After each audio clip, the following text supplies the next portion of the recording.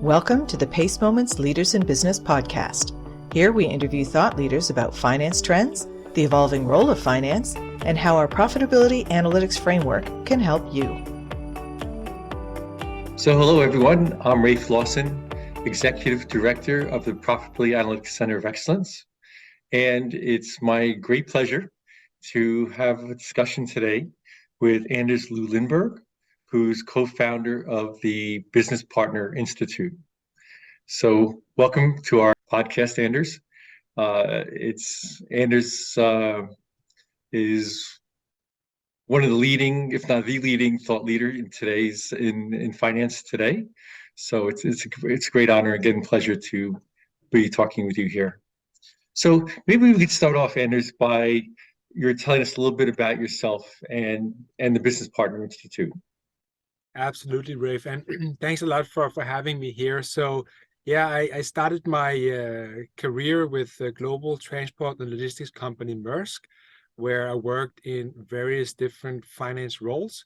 I started as a finance controller, which is different in Denmark compared to, for instance, in the US, where the controller role is something a bit different. Then I wanted to get closer to the business because I was just dealing with numbers, IFRS, US GAAP, all that stuff, and I wanted to try and make a difference, let's say.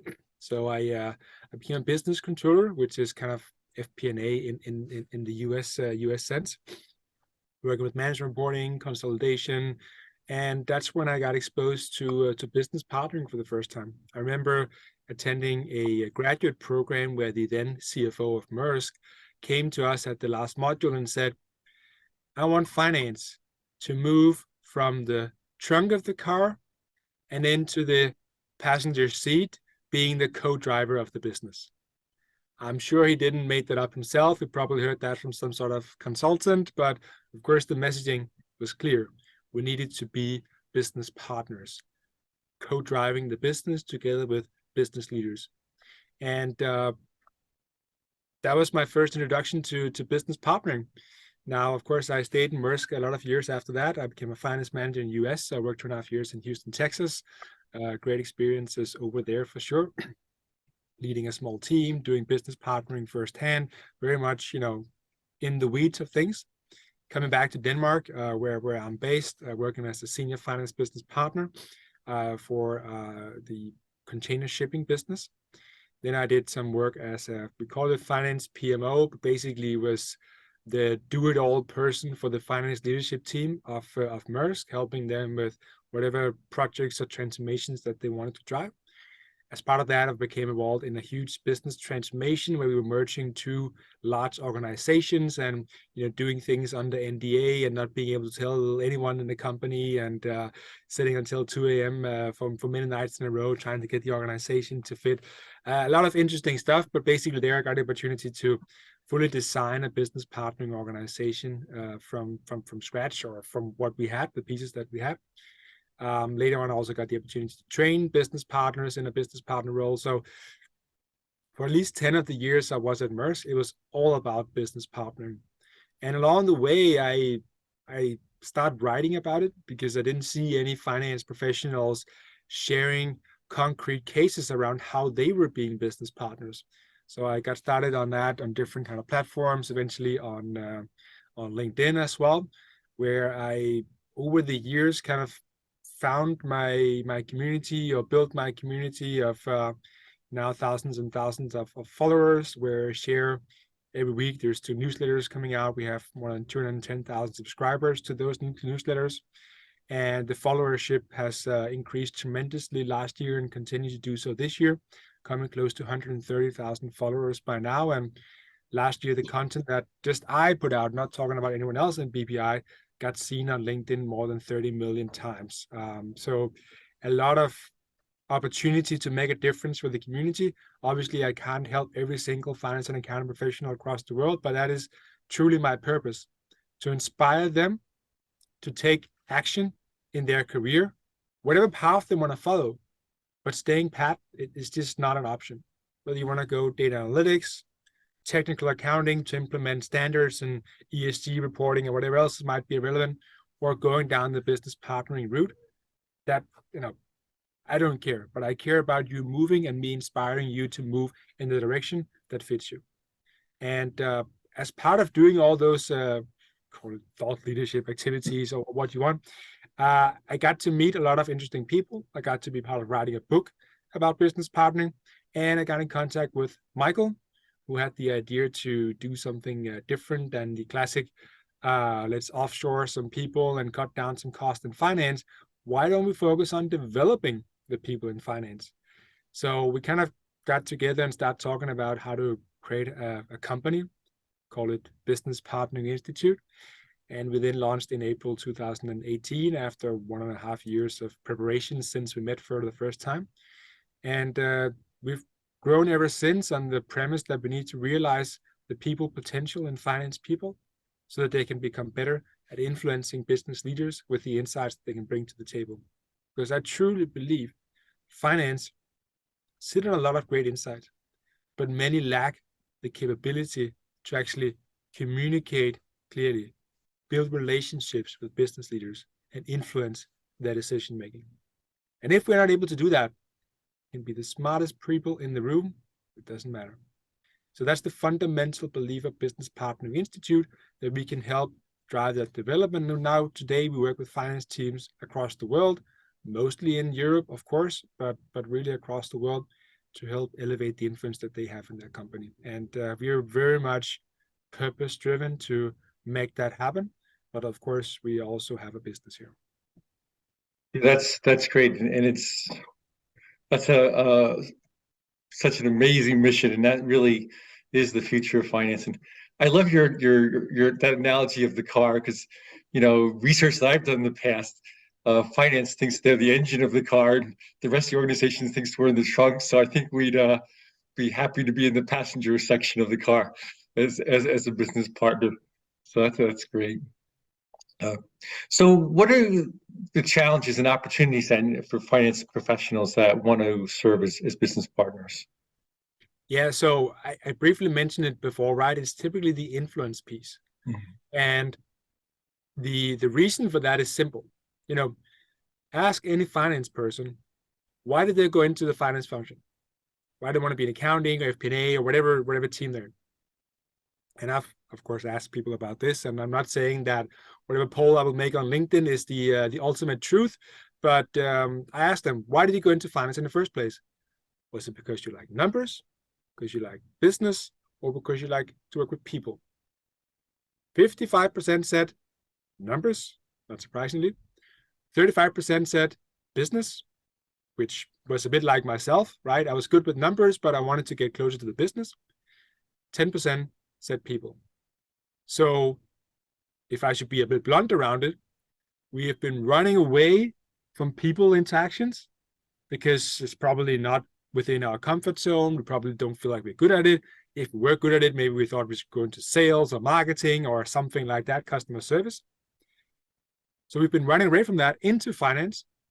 Yet in the past 15, 20 years, finance has transformed.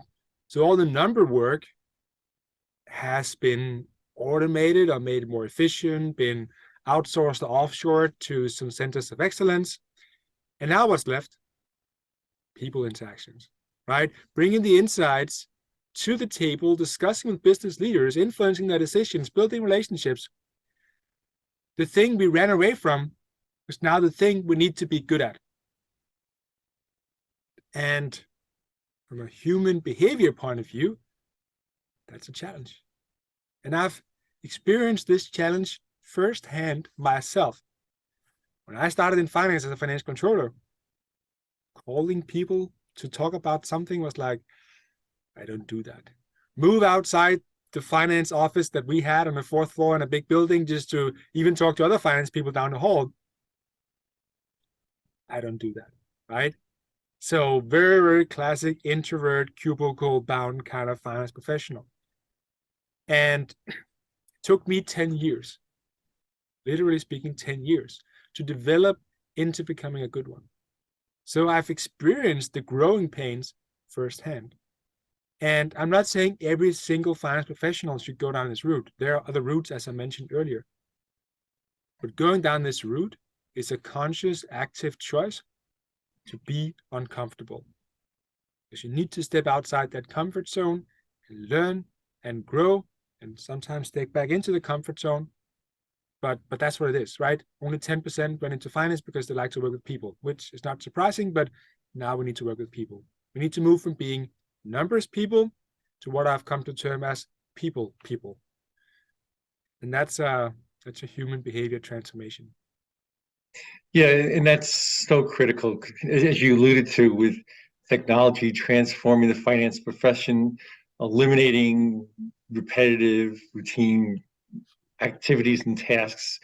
What's left is what won't be automated are the people tasks, right? And so transforming to a finance business partner is the future of our profession, and critical, I think, to its survival and future relevance. So, kudos again to what you're doing. So what do you see as the top trends? And you kind of alluded to a little bit already, the top trends for 2023 and beyond. Yeah, so there's a publication from McKinsey, and it's not just published. It was published a few years ago. It's called Four Imperatives for the Next Decade of the Finance Function. Maybe you've even seen this. I reshared it once again on LinkedIn yesterday, just because I think it's really, really insightful. And one key insight from that report is that the decade from the 10 to 20, and probably we can even extend that even further back, that was the decade of efficiency. We took cost out of the finance function by automating or offshoring or those kind of moves, process redesign perhaps. So we took cost out, significant cost out, to create and build a lean finance function. But if the last decade was the decade of efficiency, I believe the current decade is the decade of effectiveness. So we can't just be cheap, we need to be good as well, right? So we need to develop capabilities within business partnering for sure to support decision making, to make better decisions. We need to tackle the data challenge, which we've been working on for years with ERP systems and master data management projects and what have you, so that we can use it for data analytics, which are other capabilities that we need to add to the finance function. And then, of course, we need to become true experts in finance and accounting to ensure we can continue to deal with the continuously ever more complex requirements of reporting coming from the different governing bodies. Now adding ESG and sustainability to the mix, it doesn't get easier by the day, it gets more complex, right? So we need these three main paths of finance to evolve in the current decade. And in order to do that effectively, we need to become much better at hailing not just the generalists, but also the specialists. We need to create career tracks in finance where you can become just as well paid, just as celebrated if you are the best technical accountant in the company, even you're not a VP or something like that, or the best data analytics, data science person, as if you were the VP or the SVP or whatever roles you have in the company, right? So I would pay my top data scientist as much as I would pay the, next in command in finance. Because if we don't hail the expert, the specialist developments, everyone wants to be a business partner because that's the talk of the town, right? Not everyone can become a business partner. Some are much better suited for the roles. So I think bringing in new capabilities, celebrating these new career paths is what's going to enhance the decision support, which is so ever critical that finance is able to provide. So I think those are some of the key challenges for senior finance leaders in the current decade. Yeah, I really like your idea that there are different career tracks, different career paths that people can take. A couple of years ago, I did a study on data science and its impact on the finance function, and people running around saying all the management accountants have to become data scientists or data analysts, and it's really not the case. It's really a continuum the competency in data science or data analytics that finance professional need, and depending on what their role is, that affects the level of competency that's required. So yeah, that's definitely a great point that you just made. So at PACE, we've developed our PACE Profitability Analytics framework, and I was wondering if you could just discuss a little bit about how you see that framework supporting business partnering. Yeah, so profitability analytics should be at the heart of what a business partner is doing, right? So we need to bring insights to the table. If we have no insights, we're just nice people to have coffee with. Hopefully we're nice people, but that's sort of besides the point, right? We have nothing to bring, it doesn't matter. And simple analytics approaches like standard variance analysis or financial statement analysis, that's not going to bring a lot. It might tell us a bit more around where to look, but it's not going to help us to drive the right conversations at the leadership table. So looking at a framework like the Profitability Analytics framework, it's a much more holistic approach to how to drive performance across the company, but also guiding finance people on what and where to analyze to generate these insights, which are so critical. So I think it's such a big help for every single finance business partner out there, or person doing business partnering, to guide them in their hunt for insights and to guide them on how to drive the right conversations. So I think it's a huge help, but also a big topic to tackle, right? If all you're able to do is just to get the management report out in time, and then you're like, now I gotta go back home and have a week's vacation, right, until the next monthly cycle starts, then it's going to be difficult to adopt something like that, right? But it's the absolutely right thing to do, because we can't just go about it in simple ways. I mean, those things have already been brought to the table, right? So I think it's a great help, but it takes conscious efforts to implement it in your way of working. Yeah, I of course completely agree, and I just see such incredible alignment between our framework and business partnering. And you mentioned about us being the era of effectiveness, and so many accounting practices at companies prevent accountants from being effective and from business partnering. So I agree that we need to be more aware of what effective accounting practices are, in addition to all of the other skills and competencies needed for business partnering. Absolutely. And so it's why I'm so glad we partnered, and support each other, because this is such an alignment between what we do and what our view of the future of the profession. So that's all the questions I have for today. I appreciate your taking time to speak with me, and good luck. And not that you'll need it, but good luck with the BPI, and look forward to future chats and engagement. Absolutely, Ray. Thanks a lot for having me. It was also a pleasure to having you in our offices last year. Thanks a lot for making the trip over here, not just for us, of course, but it's always nice to build relationships across the pond, and loving the mission of PACE, and really happy to be part of driving that as well. Thank you. Thank you for listening to our Leaders in Business podcast. To learn more about profitability analytics, check out the PACE website, join one of our interest groups, and follow PACE on LinkedIn and Twitter.